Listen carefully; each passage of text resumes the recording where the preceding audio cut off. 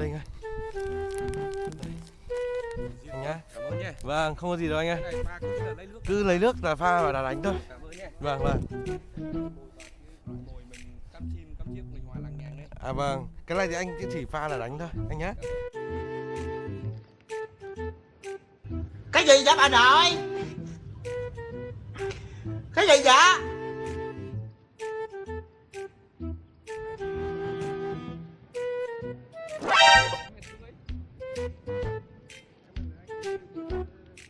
Cái nỗi buồn thì nó không thể nào trốn tránh hoặc là nói là không buồn được, cái mà mình phải chịu đựng đến khi nào mà mình cảm thấy nó ổn, mà không biết khi nào mới ổn nữa.